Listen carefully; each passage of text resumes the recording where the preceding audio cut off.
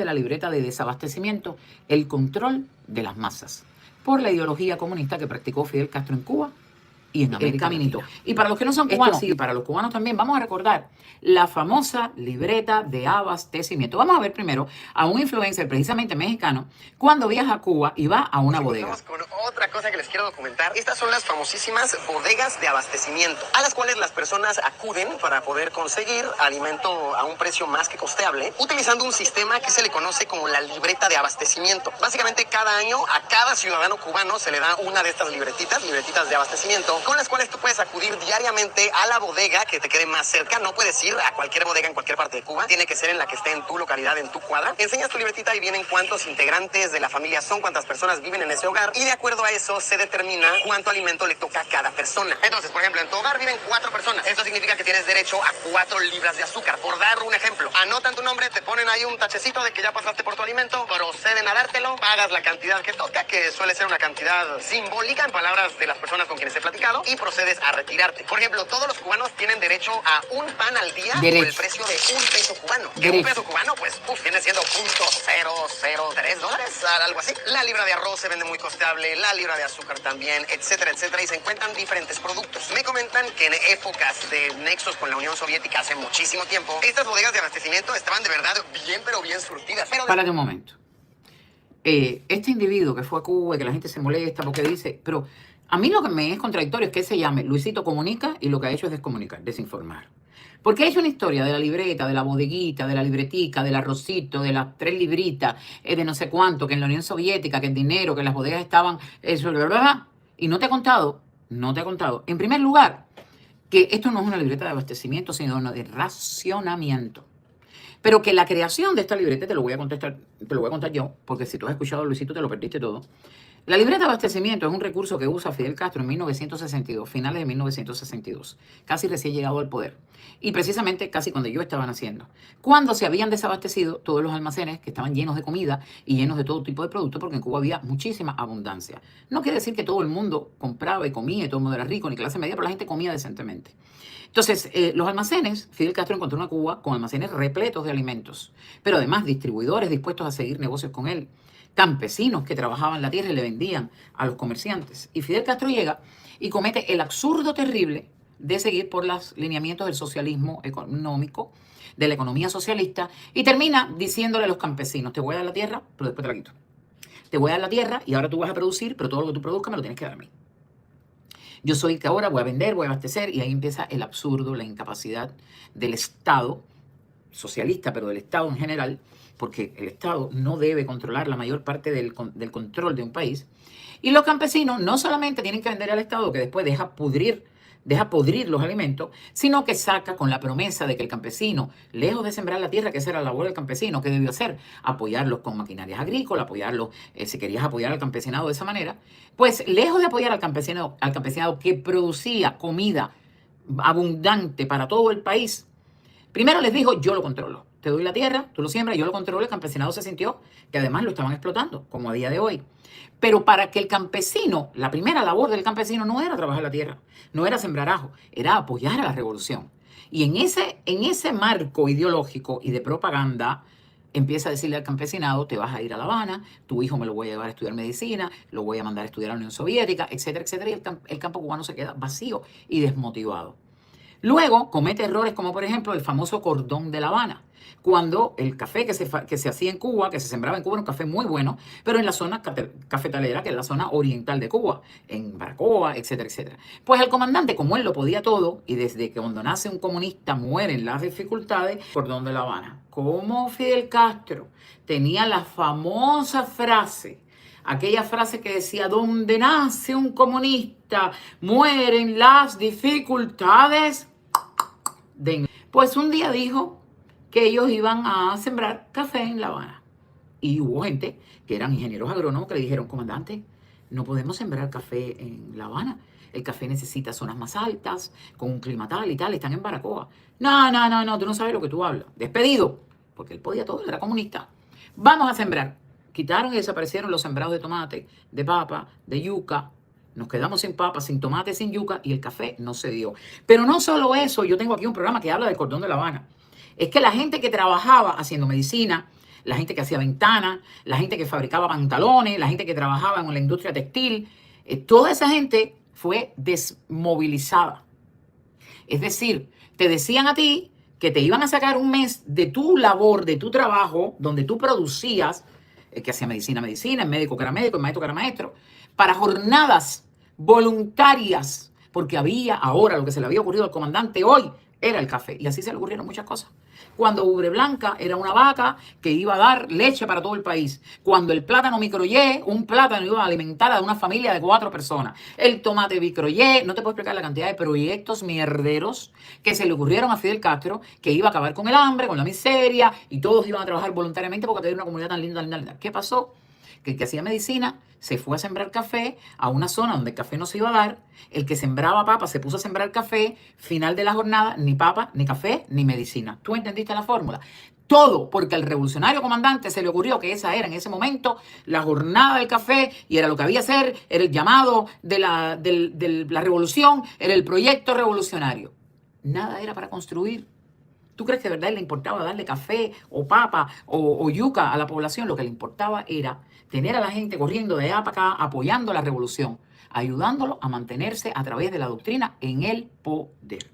Y entre las cosas que hizo cuando se acabaron los alimentos que estaban en los almacenes y no pudo producir por todo este desmadre, por todo el absurdo. El otro día alguien me contaba que trabajaba en una fábrica y cuando llegó a la fábrica, viene un individuo de la fábrica, nada más que lo vio llegar y le dijo: tú sabes que hay unos equipos ahí arriba en el almacén que está atrás, que las máquinas esas que las trajeron. En Cuba habían en empresas máquinas para limpiar nieve, para que tú entiendas el tipo de desastre. Que cuál nieve podía limpiar, porque había máquinas de limpiar nieve en Cuba. Yo conocí gente que trabajaba en empresas donde tenían máquinas de limpiar nieve. Escucha esto, pero gente que lo mandaron a estudiar a la Unión Soviética, mujeres, carreras que cuando llegaron allí le dijeron: no, pero ella no puede estudiar esta carrera porque esta carrera es nuclear y entonces la inhabilita para ser madre. Tú quieres ser madre, tienes que virar.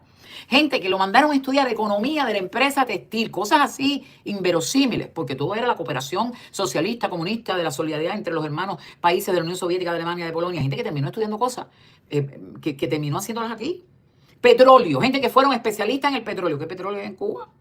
Que en Cuba trabajaban en una empresa con un salario porquería y hoy viven aquí, probablemente en Texas, y tengo a alguien que me viene a la mente y le ha ido y ha florecido porque lo pudo trabajar aquí hay petróleo. Cosas así, locura, surrealismo vivo. Entonces, cuando los almacenes se desabastecen, cuando el campesino ya no puede producir, cuando la gente que produce no tiene medios y está además sembrando café y está en la gestión primaria de la revolución, que no es ni café ni nada, es apoyar al comandante para lo que sea, Fidel, para lo que sea, esta es tu casa, empieza a faltar y empieza la escasez, y él es incapaz de producir. Y nace la libreta de racionamiento, que viene además de la Unión Soviética, donde también tenían la carta de alimentos. Y la famosa libreta de racionamiento, como la viste ahí, te tengo varias fotos de cómo luce, es una libreta que le dan al cubano a día de hoy, una vez al año, que tiene 12 hojas. Cada cubano sabe que hoy habrá un mínimo en su mesa, ¿Qué hace el gracias a la Che en libreta una de bodega? abastecimiento. Esto fue lo mejor que pusieron porque todo el mundo come. Oye esto. La quitan y va a haber problema otra vez. Por lo menos la canasta básica te da Dime. la posibilidad de, tan siquiera en el mes, tener ese alivio. La libreta fue instaurada en Ok, 1963. ¿qué le hizo la libreta de abastecimiento al cubano? Bueno, al principio le hizo apoyar al comandante. Qué buena idea, pero sobre todo por una base muy intrínseca en la mente del ser humano, que fue terrible. Miren las bodegas de hoy cubanas, las bodegas cubanas desabastecidas, pero más que desabastecidas, miren las campañas. A quien usted ve aquí son las campañas de la política de ideas socialista y revolucionaria. Gente que se está muriendo de hambre, pero no puede faltar la bandera. Gente que tiene la bodega absolutamente vacía, que no hay nada que comprar, todo está en falta. Pero por supuesto no falta en la bodega la foto que te tengo, la que más me gusta, que te la tengo aquí. Mira, esto es una bodega cubana. Yo quiero que tú me digas qué tiene que ver Fidel Castro, el Che, la bandera, todo esto en una bodega absolutamente desabastecida, donde cuando una cubana llega a pedir las 4 libras de arroz que le tocan o las 5 libras de arroz, le dicen: te la debo porque el de este mes no entró. Y yo tengo las estadísticas. ¿Tú sabes qué cantidad de arroz le mandó Vietnam a Cuba en el 2023? Le mandó 1.200 toneladas de arroz. ¿Pero cuánto le mandó en abril de este año? En abril de este año le mandó 14.000 toneladas de arroz. ¿Cómo es posible que la Johnson de Santiago de Cuba y los del Poder Popular estén bajando noticias que la escriben los periódicos del Estado cubano, del Partido Comunista, órgano oficial, diciéndole a los ciudadanos de cierto municipio, cierta provincia, el MinSIN baja una información y te lo ponen, yo te lo puedo buscar ahora mismo en Facebook. El MinSIN te pone una información y dice, a los compañeros de Arroyo Manaranjo, a los compañeros del municipio de Mayabeque, el MinSIN explica que no se ha podido repartir las 5 miserables libras de arroz del mes de mayo. Te la debemos para... Y entonces la noticia en un periódico y en la televisión de un país. ¡Una locura! Un chileno, esto no me lo va a creer. Un francés no entendería ni de qué estoy hablando. Que la televisión de un país, que los políticos de un país, que los líderes comunitarios, los representantes del pueblo, vaya, es como ver a Marco Rubio, o como ver a Jiménez, o a John, o a Scott, verlos anunciando en Twitter, el arroz de la gente de Kendall entra mayo 1. La gente de Hialeah no ha llegado el azúcar de junio, se la debemos y se la vamos a dar en octubre. Es así como te lo estoy contando. Es como si viéramos a un congresista, a María Elvira Salazar, decirnos que los huevos de septiembre no nos los van a poder dar, que nos los van a dar en octubre. ¿Cómo tú crees que un país así puede avanzar? ¿Y qué fue lo que hizo Fidel Castro con esta libreta? Tratar de resolver un problema de abastecimiento que no iba a poder resolver él nunca. Que te voy a decir cómo lo resolvió. ¿Cómo no nos hemos caído en la calle muertos de hambre? ¿Por qué no nos hemos caído en la calle muertos de hambre los cubanos? Entonces, ni lo resolvió. Por supuesto, tú viste a esa señora que dice, eso es buenísimo, 60 años después de tener una libreta de abastecimiento. Un periodista le pregunta a una señora, señores, den like, den like, den like. Dicen que van a quitar la libreta de abastecimiento y los cubanos colapsaron. Todo el mundo, pero ¿cómo van a quitar la libreta? ¿Cómo van a quitar la libreta? Me voy a morir de hambre porque no puedo comprar el mercado negro, porque el mercado negro está carísimo. Pero tú oyes a esa compañera que probablemente fue revolucionaria y te dice, la libreta es un alivio porque todo el mundo come. Y si la quitan va a ser un problema. ¿Tú sabes qué cosa es eso ya? Eso es triste, pero eso es indignante. Eso es una mujer que hace 60 años, 50 años, fue una envidiosa, te pongo un escenario, y cuando la vecina de al lado producía, y te los encuentras que vivieron el tiempo anterior, cuando el vecino de al lado, antes de la revolución, tenía un puestecito de frita y vivían bien, y ella tenía un marido que era alcohólico, le daba golpe y vivía en la miseria, cuando llegó Fidel Castro y le dijo, les voy a dar una libreta, porque todo el mundo va a tener 4 libras de arroz, 4 libras de azúcar, una lata de leche condensada, 4 huevos, y ella dijo, qué bueno, porque ya está de al lado, no me va a pasar por al lado y me va a mirar por arriba, porque ahora todos vamos a tener 4 libras de arroz, y eso acabó con el carácter, con la moral, con la dignidad, con el prestigio, con el orgullo de un pueblo que se dejó. Por eso son víctimas y victimarios. Y a día de hoy, tantos años de hambre después, dice esta señora, todos comemos iguales. No, lamento decirte que no. Que hay clases y niveles. Que si tú tienes una hermana que se fue para los Estados Unidos y te mantiene, come mejor que esta señora. Que si trabajas en el turismo de maletero, aunque seas médico, y te robas el jamón y el queso, comes mejor que esta señora. Que si trabajas para una corporación extranjera, comes mejor que esta señora. Si eres jinetera, comes mejor que esta señora. Si te fuiste a los Estados Unidos, estás esperando la residencia para repatriarte a Cuba, comes mejor que esta señora. No hay igualdad ninguna, querida compañera. Lo que hay es una mente enferma, adoctrinada, domesticada, que le ha servido a la dictadura para mantenerse en el poder y para tenerte la vida entera. ¿Llegó el arroz o no llegó? ¿Llegó el pan o no llegó? ¿Hay aceite o no hay? ¿Cuándo, a qué hora es que se va la luz? ¿Cuándo ponen el agua para llenar el tanque? Y que te pases el día pensando en los zapatos, en el agua, en la comida, en el tanque, en el pan, en el chícharo, en el picadillo de soya, sin pensar que si esa gente se fueran del poder porque tú los desplazaras, todo eso se acababa. Es así. Y así le destruyeron el coco, la mente, el cerebro, la mentalidad, el sentido común y el valor y el orgullo y la dignidad a muchos cubanos. Que algunos comen y tampoco la tienen, porque viven con la mano estirada pidiéndole al familiar de afuera, apoyando a la dictadura para que no se enteren que roban. Una gran parte de la población cubana roba al Estado para poder sobrevivir.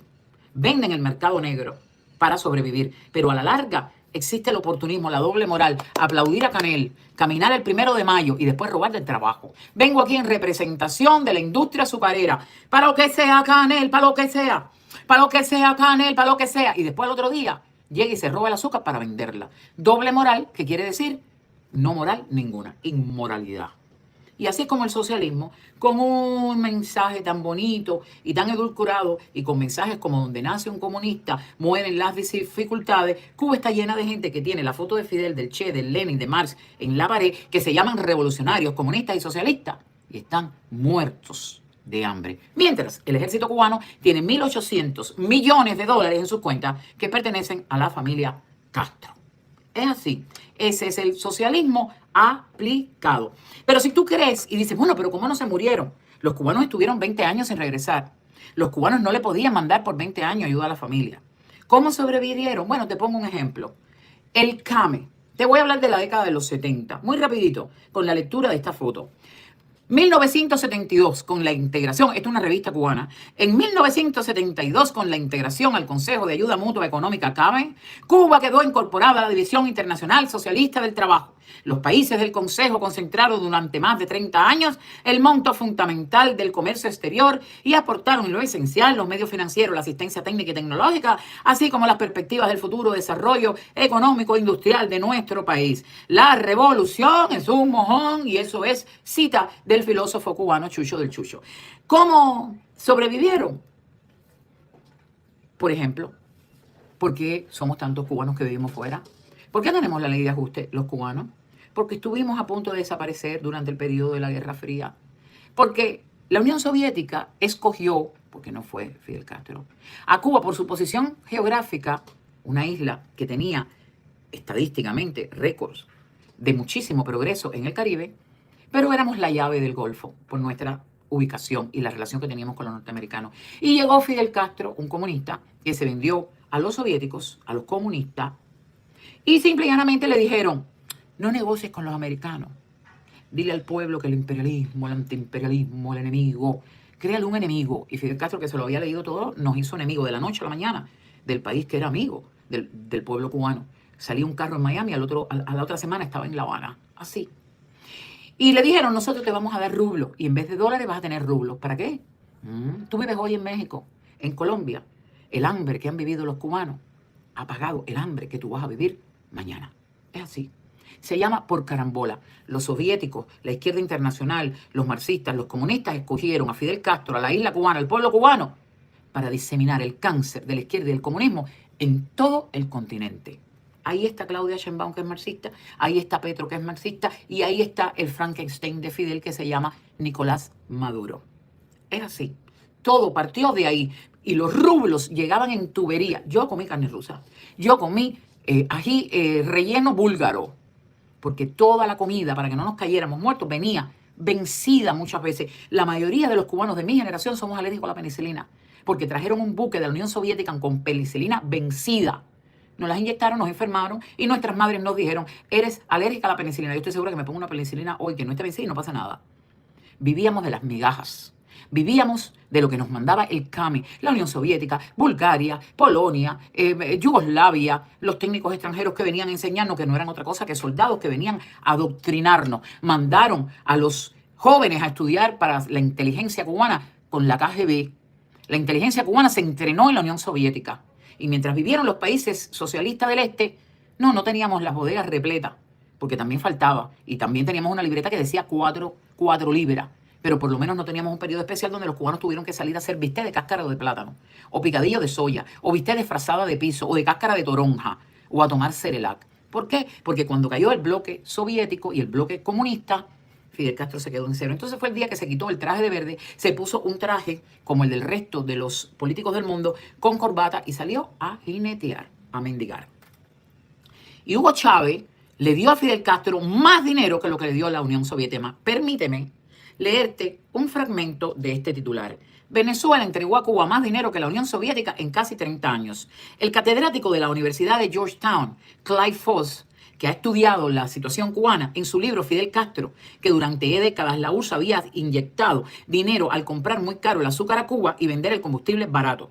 Cuba había costado a los rusos 12 millones de dólares por día. Al final de la deuda ascendía a 18.300 millones de dólares por casi 30 años. El régimen de Fidel Castro logró mantener cierta estabilidad en la isla gracias al amparo de la gran potencia de la Unión de Repúblicas Socialistas Soviéticas, URSS. Reanudó relaciones con la nación comunista en mayo de 1960, su principal aliado en América Latina. Con el total control estatal, Castro destruyó casi por completo el aparato productivo de Cuba. Era entonces necesario el auxilio para evitar la corrupción de sus postulados socialistas. Por ello, las relaciones entre el país caribeño y la Unión Soviética se sostenían en la ayuda económica de la segunda. La estimación que hace Clive Foss parece austera. No obstante, ha dejado explicar en el artículo publicado, otro artículo publicado en el 2013 en el diario BBC de Londres, se señala que Rusia estimó la deuda de Cuba con la extinta Unión Soviética en cerca de 30.000 millones de dólares. En cualquiera de los casos, aunque se trata de una cifra sustancial, es inferior a la ayuda que recibió la isla del Caribe de Venezuela por 17 años. Quiere decir que Venezuela, en los años de Hugo Chávez, le dio a Cuba más dinero que la Unión Soviética en 30 años. En 17 años se chuparon a Venezuela.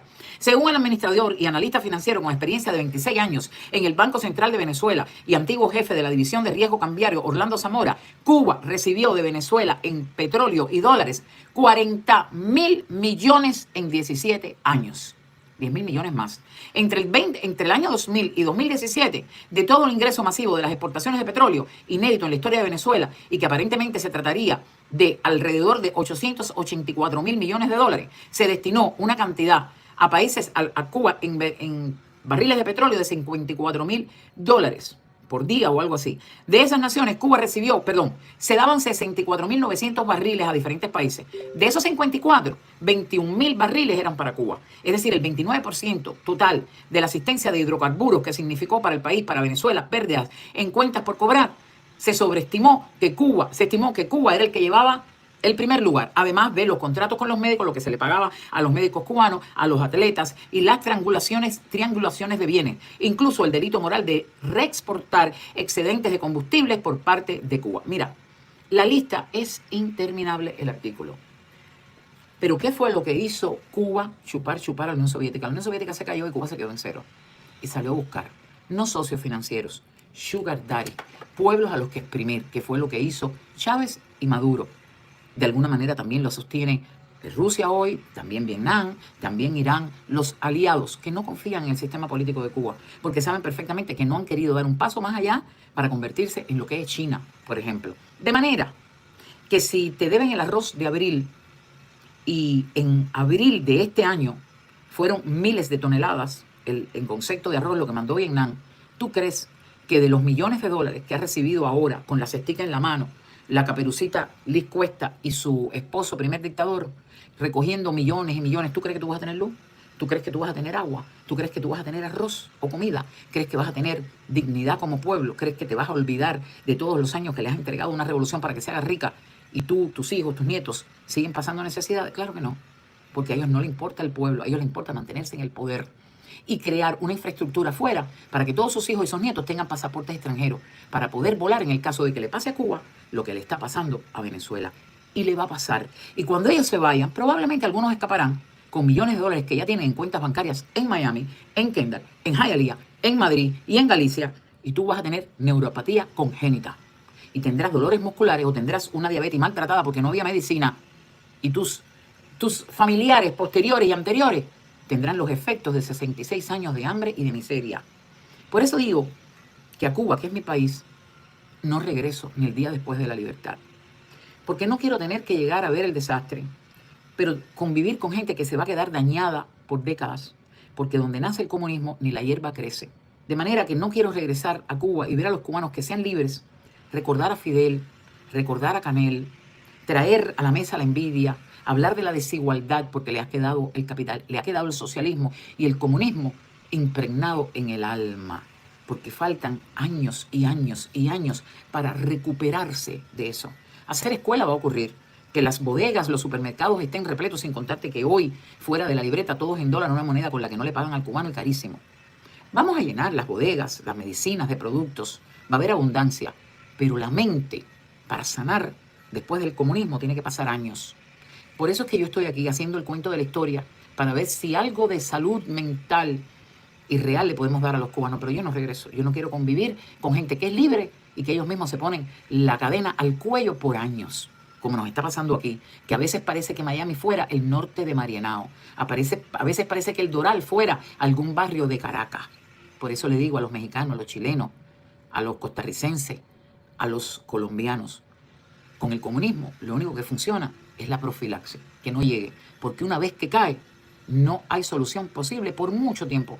Yo que he estado en Hungría, yo que he estado en la antigua Checoslovaquia, te digo que todavía se huele. Ahora, lo que sí también te digo que es mucho mejor que vivir en dictadura. He visto gente en Checoslovaquia, en Hungría, en Alemania, en Polonia, producir, ser libre, y las nuevas generaciones tener un futuro luminoso, el que no tiene tu familiar en Cuba hoy y el que lamentable, lastimosa y peligrosamente van caminando otros países del continente.